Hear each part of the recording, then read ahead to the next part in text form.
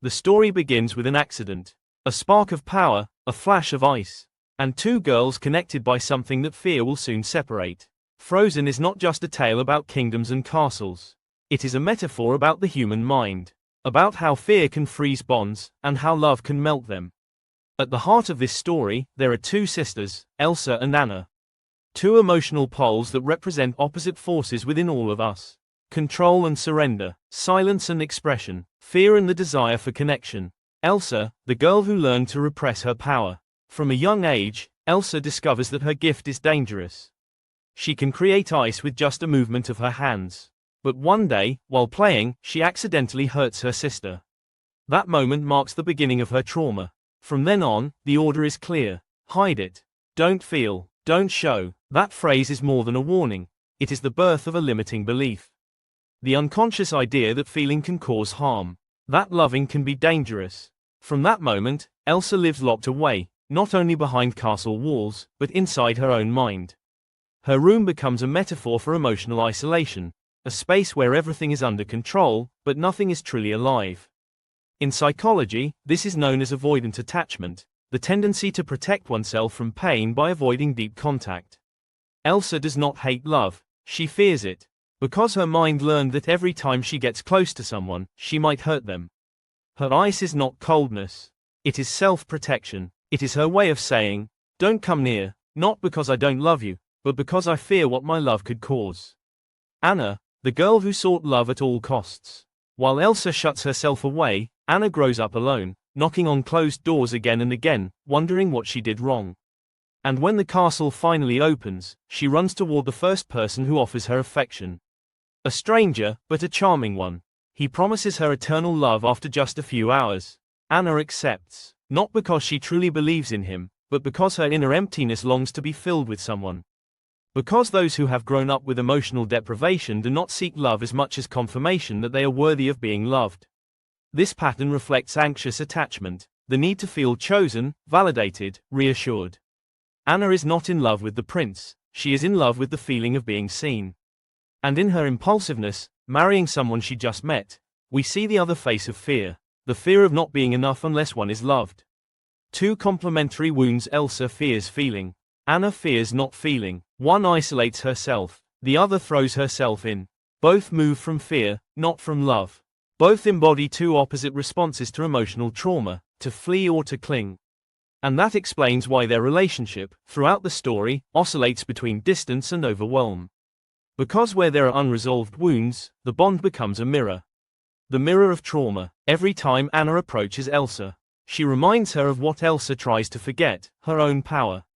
Her own mistake. That is why Elsa runs into the forest, the only place where she can be free without fearing she might hurt someone. But freedom without bond is not freedom, it is exile. And the ice castle she creates is an exact representation of trauma, beautiful, but empty. Brilliant, but lonely. Perfect, but without warmth. Fear is a mechanism of control. From neuroscience, we understand that fear is not always an enemy. The brain uses it to protect us. But when fear is activated non-stop, the limbic system keeps the body in constant alert. That is what happens with Elsa, she lives in defense mode. And in that state, the brain reduces emotional connection, blocks empathy, and distorts risk perception. It's not that Elsa doesn't want to love, it's that her mind convinces her that doing so is dangerous. Love as antidote. And yet, there is a moment when everything changes. When Anna risks her life for her, Elsa discovers something the mind could not teach her, that true love does not destroy, but heals. That moment is key, because Elsa is not freed by will, but by emotional understanding. She understands that control never protected her, it only isolated her. And that the emotion she feared so deeply was also the one that could save her. When I analyze Frozen, I see more than a story about sisters. I see an emotional map of how people deal with the fear of loving. Elsa represents those who were judged for their intensity, for their difference, for their sensitivity, and learned to repress it to survive. Anna represents those who grew up without feeling enough hugs, and sought love even where there was danger. Both, deep inside, seek the same thing, connection without fear. And that, perhaps, is what we all long for. A love that does not ask us to hide, nor makes us run. Because in the end, the ice is not the enemy. The real enemy is the fear of feeling. There is a moment in the story that often goes unnoticed. The instant when Elsa's parents make a decision, believing they are protecting her. After the accident, the king and queen consult the wise men. They are told that Elsa's power can be dangerous, and they, from fear, do what many parents do without realizing it. They confuse control with care. They close the doors. They isolate the girl. They teach her to hide. And without knowing it, they condemn her to live inside an invisible prison. The most common emotional mistake, in psychology, we call it anxious overprotection. It happens when adults, out of fear of something hurting, prevent children from learning to regulate what they feel. Elsa's parents were not cruel. They were fearful, and the fear of adults is transmitted like an invisible inheritance. A tone, a gesture, a phrase repeated 1,000 times, calm down, don't cry, don't say that, don't make others feel bad, that ends up shaping a mind that associates emotion with danger. Elsa did not repress her power out of malice. They leave silence as a legacy. And the most painful thing is that Anna also pays the price. When the castle doors close, she interprets the silence as abandonment. She does not know that her sister avoids her out of fear. She only feels the emptiness. And so, two different daughters receive the same message: love is kept. One keeps it inside, the other looks for it outside. This is the point where the tale stops being fantasy. Parents who are listening to me, every time we tell a child to control what they feel, we teach them that their emotion is dangerous. And when we avoid talking about fear, fear multiplies. Elsa was not born repressed. She was raised in fear of the mistake. And Anna was not born anxious. She was raised in the absence of emotional contact. Love is not shown by hiding emotion, but by accompanying it. Because if a child feels they cannot be themselves without causing a problem, they will grow up believing that their authenticity is a risk. When I look at Elsa's parents, I do not see villains. I see the reflection of a generation that confused discipline with disconnection. That believed loving meant avoiding chaos instead of teaching how to navigate it. And here lies the most important lesson of childhood trauma. Children do not need perfect parents, but present parents. Perfection does not heal, presence does. Because when an adult dares to look at their child's fear without punishing it, they teach something no book can teach, that love does not fear emotion. And so, as the parents sail away on their ship, the castle falls silent. And that silence, apparently protective, becomes the echo of abandonment. From here on, the ice begins to grow, not only in Elsa's hands, but throughout the entire kingdom. There is a moment many viewers forget. The instant when everything began. An accident, a wounded girl, and two frightened parents. There are no villains in this scene. Only fear, a fear so human that almost all of us can recognize it. The fear of the parents. After the accident, Elsa's parents do what they believe is right, seek help, advice, guidance. But when the old wise man warns them that their daughter's power may be dangerous, they interpret that warning literally. And from panic, they make a silent mistake. They decide to protect her by hiding her. They close the castle doors, cancel every celebration, and teach their daughter to hide what she feels. For Elsa, that moment marks the beginning of her emotional prison. For Anna, the beginning of her loneliness. And so, in the name of love, trauma is born. The house is a symbol of fear. The castle becomes an emotional laboratory. Each room represents a defense mechanism: isolation, avoidance, denial, silence. Elsa learns to control every movement, every emotion, every word. Because to survive her parents' fear, she learns to repress her own. Her mind becomes divided between two forces: the desire for freedom, and the mandate of perfection. And here appears the first big psychological question: how much of the fear we carry is actually not ours? Every trauma has an origin. And Elsa's began with a game. One night when innocence mixed with magic, and love was transformed, unintentionally, into a wound. We see the two girls, Elsa and Anna, playing in the great hall of the castle. Elsa creates with her hands a world of ice and lights. Anna laughs, amazed, trusting completely in her sister. Until, the power overflows. A shard of ice injures Anna. And in an instant, joy turns into fear. That moment is much more than a tragic scene in a children's movie. It is the exact representation of the instant when a sensitive person realizes that their intensity can cause harm. And decides, from then on, to repress it. Elsa did not become cold because she wanted to. She became cold because she felt her warmth was dangerous. And that is one of the most common roots of emotional trauma. the fear of hurting with what we are. This is where the parents should have been bridges, not walls. But the kings of Arendelle acted driven by fear, not understanding. Instead of teaching Elsa to channel her gift, they taught her to hide it. They repeated, "Control yourself. Don't show it, don't feel," and unknowingly, they sealed her fate. Because when a child learns that feeling is dangerous, they stop showing themselves and begin to build their internal ice castle. Elsa's parents were not bad. They were unaware of the impact of their decisions. But it is important to say, their conduct was emotionally negligent. Not out of malice, but out of fear. They tried to protect everyone, without noticing that they were destroying the most important connection, the one that links a daughter with her own self. How many children grow up like this? Silencing their talent, their laughter, their intensity, because an adult made him feel they were too much.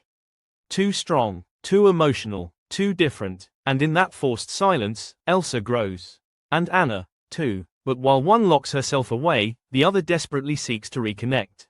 One becomes ice, the other fire. One isolates, the other pursues. Here is born the first great psychological contrast in Frozen, the avoidant daughter and the anxious daughter.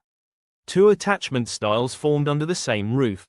Two opposite responses to the same fear, fear of emotional abandonment.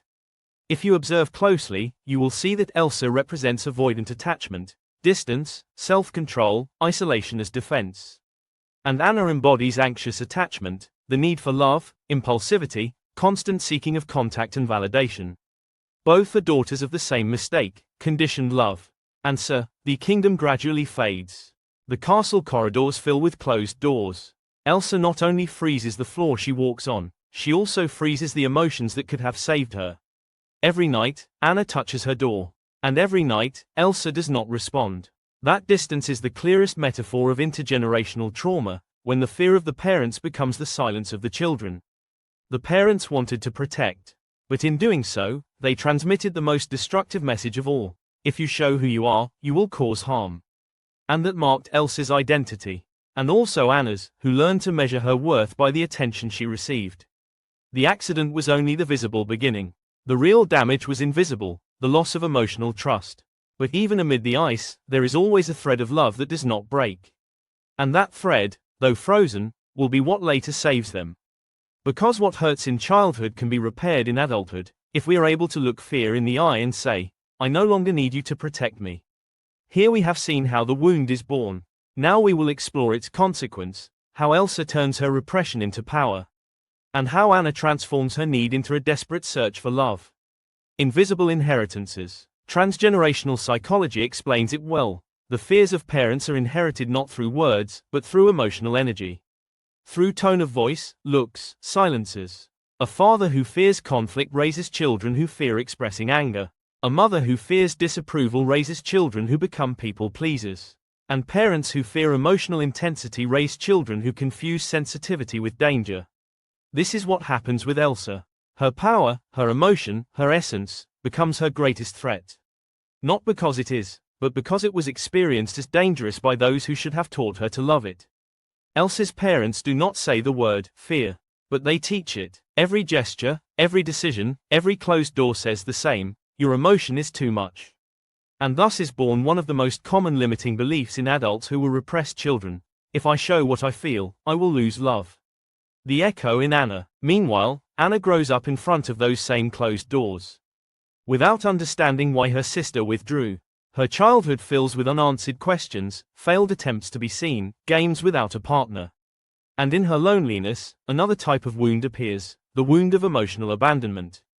Anna learns that to be loved she must insist, speak louder, insist again. That is why, when Prince Hans appears and offers attention, she interprets it as salvation. Not out of naivety, but out of lack. Every time love is scarce at home, the soul becomes impulsive outside. Here, the tale ceases to be a tale, and the human part begins. This is a call to parents. I say it with a firm but compassionate tone because children matter greatly to me. Parents listening to this story, every time we tell a child, calm down, don't exaggerate, don't cry, don't make a fuss, we teach something very deep, that their feeling is not safe. Elsa's parents did not intend to hurt. They only wanted to protect. But fear blinded them. And adult fear, when unchecked, becomes the children's trauma. Elsa was not born afraid of her power. She learned to have it. Because her parents feared her intensity. And Anna was not born with effective anxiety. She learned to love urgently, because her parents disappeared when she needed them most. Everything a child expresses reflects something the adult has not integrated. Elsa, by showing power, confronts her parents' impotence. Anna, by asking for attention, confronts their incapacity to give it. That is why the parents respond with the only thing they know: silence, distance, control. They believe they are teaching discipline. But in reality, they are teaching fear. And deep down, this is not a story about magic. It is a story about repressed human emotions. About generations that believed loving was maintaining order, and did not know that love is sometimes chaos, tears, noise. Order protects, but chaos frees, and no repressed emotion disappears. It only changes form, until it freezes everything around it. When I see this part of the story, I feel empathy for all three. For the parents, for Elsa, and for Anna. Because all are victims of the same cycle: fear of emotional loss of control. And I think of how many adults today repeat this pattern without realizing it. Parents who fear shouting, and silence their own. Mothers who fear pain, and hide theirs behind perfection. Children who grow up believing that feeling intensely is a defect. And thus we continue inheriting castles full of ice. But true love is not measured by how perfect we are, but by how willing we are to face what hurts us without running. Real love does not ask for silence. It asks for presence. When Elsa's parents leave on their ship, they not only leave their daughters alone. They leave behind an unresolved story. A chain of fears that later both will have to break. The kingdom's ice did not start in Elsa's hands. It started long before, in the fearful gaze of two adults who never learned to accompany fear. There is a moment in the life of every sensitive person, when fear ceases to be an enemy and becomes identity. And that is exactly what happens to Elsa. After the accident, after years of silence, she learns to survive by controlling everything: her body, her voice, her emotion, even her breathing. Nothing escapes her, nothing is allowed. When we see Elsa as a teenager, we see a perfectionist. A queen in training, elegant, restrained, but emotionally anesthetized. And that is what trauma often does. It turns you into a flawless version of yourself. But disconnected. Extreme self-control is not strength. It is fear disguised as discipline. And that fear feeds on the thought: if I feel, I will lose control. If I show who I am, I will hurt again. Every movement of Elsa is measured. Every word filtered. Every emotion frozen before it comes out. It is the same repression that so many people live day by day. When they learn to survive by repressing their authenticity, it is no coincidence that her element is ice. Ice preserves, protects, shields, but it also isolates. And little by little, Elsa stops living in order not to feel. And then comes her coronation. The day she must show herself to the world. The day when all her repression fractures. Elsa's social anxiety is not shyness. It is the body remembering years of containment. It is her nervous system telling her, I cannot sustain this disguise any longer. When the glove falls and her power escapes, it is not a magical catastrophe. It is an emotional crisis. A release of what was repressed. The outburst of a mind that can no longer keep pretending to be normal. What follows, her flight to the North Mountain, is the most human act of all. The retreat so as not to hurt again and not be hurt. Elsa exiles herself not because she hates others, but because she sincerely believes her existence endangers love. And that belief, so painfully common, is one of the hardest to heal. On the summit, Elsa sings, Let It Go, and the world applauds her. But if you listen closely, it is not a song of freedom. It is a song of defense. No right, no wrong, no rules for me. I am free. It sounds powerful, but in reality, Elsa is not free. She is disconnected. She confuses independence with isolation. And that is what happens when we confuse self-sufficiency with healing. It is not about letting go, but about daring to feel without destroying yourself. And Elsa does not yet know how to do it. At this point in the story, Elsa represents the stage of trauma in which the person believes that healing is fleeing. The ice castle she builds is not a fortress, it is a glass cage. Beautiful, shining, perfect, but empty. And yet, there is something deeply poetic about her. Even in her isolation, she creates beauty. Because trauma can limit you, but it cannot erase your essence. It only keeps it asleep, waiting for a safe space to flourish. Meanwhile, Anna descends the mountain to search for her. She represents the unrepressed emotion, impulsivity, warmth, faith in love.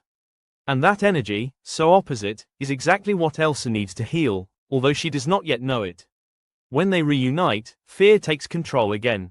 Elsa hurts her again, unintentionally. And the trauma cycle repeats. Fear right pointing arrow, repression right pointing arrow, loneliness right pointing arrow, outburst right pointing arrow, guilt.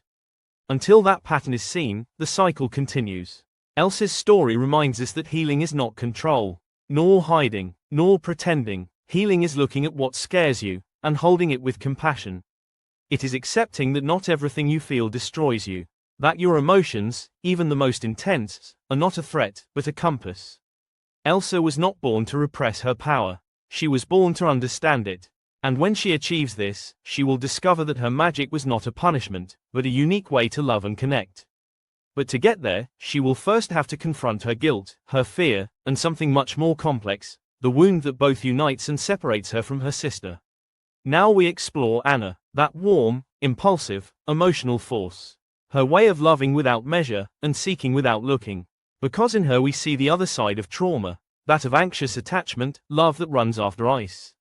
Not all villains shout, some smile, and it is that smile, calm, polished, perfect, that most confuses a heart hungry for love.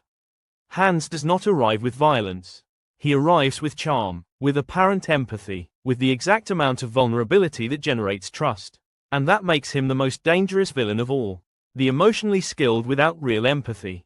Hans does not love. He calculates. He studies Anna and notices, in seconds, her weak points. Loneliness, need for connection, desire to be seen. This is how covert narcissistic personalities act. They do not seduce out of desire, but out of strategy. They do not seek to love, but to be needed. Hans does not choose her out of love. He chooses her because she is the door to power. But to open that door, he must first win her heart. In psychological terms, Hans represents manipulative attachment, the coldest version of relational narcissism, the one that uses empathy as a tool for conquest. His phrase, "No one has to know anything until after the wedding," sounds romantic in appearance, but it is a message loaded with control. Because the narcissist does not really show themselves, they adapt to the other's desire. To make them feel seen, understood, and dependent. Anna cannot see it, not because she is naive, but because her emotional need filters reality. The brain of a person with anxious attachment detects signals of love before signals of danger. And that cognitive bias leaves her vulnerable to emotional manipulation. Hans, like many functional narcissists, does not conquer with passion, he conquers with calm. That apparent calm generates a false sense of security. And Anna, exhausted from years of emotional emptiness, confuses constant attention with true love. This type of bond, so common today, is the most toxic because it comes without warning. It does not start with shouting or fights. It starts with promises, with soft phrases, with gestures synchronized to what you dream. The covert narcissist does not steal love, they rent it until they no longer need it. And then, they leave, leaving you frozen. When Hans reveals his betrayal, he does not only destroy a romantic illusion. He awakens awareness. For the first time, Anna sees the difference between the love that promises and the love that cares. That is the exact point where her emotional maturity begins. Trauma does not always heal with tenderness. Sometimes, it heals with a disappointment so brutal that it forces you to wake up. Hans also represents something greater, the mirror of Elsa and Anna's external world. If Elsa hides for fear of harming, and Anna seeks love to heal, Hans symbolizes what happens when fear and need meet manipulation. He is the reflection of a society that values image over authenticity, control over connection. Hans is not just a character. He is a warning, and yet, thanks to him, the sisters awaken. Hans does not destroy Anna, he awakens her. He does not manage to freeze her soul, but to warm her consciousness. Because the pain caused by betrayal is, many times, the deepest push towards self-reflection. Only when false love collapses can true love flourish. After all, Hans fulfills a psychological purpose in the story, exposing the contrast between love and manipulation, between power and connection. And when Anna chooses to sacrifice herself for Elsa, she breaks the spell not only of the ice, but of self-deception. Because, deep down, the only way to overcome emotional manipulation is to choose to love from consciousness, not from lack.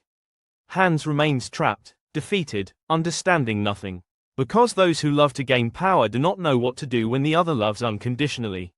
And there, in that twist, Frozen ceases to be a story about magic, and becomes a treatise on human emotional evolution. Here comes the most important moment of the entire story. The love between sisters. The final act that redefines the concept of true love. The instant when the bond replaces dependence, and fear transforms into connection. Only an act of true love can thaw a frozen heart. But, what is really an act of true love? And why, in real life, is it so difficult to recognize? The love that thaws begins emotional repair. The ice begins to give way, not because someone melts it by force, but because a warm presence remains nearby, without fleeing. In Frozen, that love has many faces. It is not only romantic. It is the love of a sister, that of a loyal friend, and that of someone who learns to care without invading. Anna, impulsive and loyal, makes mistakes, yes. But her capacity to love, even with fear, even without guarantees, is what keeps the story alive. Christoph, for his part, represents repair, secure attachment. He does not arrive with instant promises or grand gestures. He arrives with consistency, with patience, with the kind of love that does not demand perfection, but presence. Psychologically, something very powerful happens here. When Anna begins to trust Christoph, she also begins to reprogram her internal model of love. Her brain, accustomed to rejection or instability, begins to register something new. I can be loved without drama. I can be seen without fear. That is the moment when the neuroplasticity of attachment begins to act. Stable love, when repeated, modifies the neural pathways of fear. What previously triggered anxiety now awakens calm. Meanwhile, Elsa experiences her own process. In isolation, she understands that absolute control does not bring peace, only distance. True change comes when she understands something essential. Love does not destroy. Love regulates. Elsa learns to feel without collapsing, to open without losing herself, to integrate power without fearing her intensity. What was once a spell becomes emotional wisdom. At that point, the story ceases to be a metaphor of trauma and becomes a guide on emotional repair. Repairing does not mean forgetting. It means rewriting from consciousness what was once experienced with fear. Elsa and Anna do not return to the starting point. They create a new dynamic, with boundaries, but with tenderness. With independence, but without disconnection. That is the essence of reparative love. It does not promise that there will be no more winter. It promises to stay when the cold returns. And when Anna sacrifices herself for her sister, the script shows us the deepest truth of every human story. The greatest act of love is not always saving another, but remaining true to who we are when fear screams. That gesture, conscious giving, without resentment, is the instant when the ice breaks. Not by magic, but by the emotional coherence that mature love brings. Emotional repair does not always come from the one who hurt us. Sometimes it comes from the one who teaches us to love differently. It comes from a gaze that does not flee. From a voice that says, I am here. You can be yourself. At that point, Anna, Elsa, and Christoph represent three levels of healing: the love that seeks, the love that fears, and the love that sustains. And it is then that we understand, the warmth that thaws the ice is not romance. It is emotional security. Healing love is not imposed, it is offered. It does not demand, it accompanies. It does not promise a perfect story, but a real bond where both can breathe. Because loving is not losing control, it is learning to hold the other's soul without breaking it. In every story of trauma and healing, there is a part that survives, even when everything seems lost. That part is our inner child. In Frozen, that child has a name: Olaf. Olaf is not only a fun snowman. He is the representation of curiosity, innocence, and emotional resilience that remains despite fear, isolation, and pain. When Anna and Elsa face their fears and wounds, Olaf remains, reminding them, and us, that love can be playful, tender, and safe at the same time. Olaf is the synthesis of all that is learned: trust. He believes in the sisters and in the magic of connection, even when they doubt themselves. Joy without guilt. He shows that it is possible to feel pleasure and fun, even if conditioned to repress it. Pure love. His affection is not possessive, does not seek to control, it simply accompanies. Psychologically, Olaf represents what each person can rescue from childhood: That part that still believes in goodness. That can still play, that can still love without fear of losing themselves. The snowman who laughs, marvels, asks, and explores, is a reminder that the inner child survives in us even though the ice of trauma tried to freeze us. And when Anna risks her life for Elsa, and Elsa learns to let love in without fear, Olaf witnesses emotional integration, the fusion between vulnerability and strength, between trust and power. The ending of Frozen is not only the reconciliation of the sisters. It is the reconnection with authentic emotional life, the child we were, the teenager we feared to be, and the adult who now knows how to hold their own heart and the hearts of others. When Olaf celebrates, laughs, and hugs unconditionally, we see that true emotional healing includes humor and lightness, secure connection, acceptance of one's own sensitivity and temperament. And this teaches us something profound. Resilience does not eliminate fragility, it only transforms it into tenderness and emotional wisdom. In the end, Frozen leaves us a message that transcends fantasy. No matter how deep the trauma, nor how cold the hearts around us, if we keep our inner child alive, if we allow ourselves to feel and connect, if we choose conscious love, there will always be enough warmth to thaw the ice. The final act is not the magic that saves the young woman, it is the presence, coherence, and emotional giving that allows true love to flourish. The inner child living in you is the one who will teach you to love without fear. And that is the true magic. Answer: among ice, princesses, charming villains, and snowmen, we have learned that true power is not in magic, but in understanding our emotions. If you want me to keep judging movies, not as any critic, but analyzing their psychology, their fears, their attachments, and their broken hearts, subscribe now and send me your favorite titles. I promise laughter, deep reflection, and, who knows, maybe you'll discover that your favorite villain only needed a hug. Don't forget to leave a comment and share this journey, because even in ice stories, we all need a little human warmth.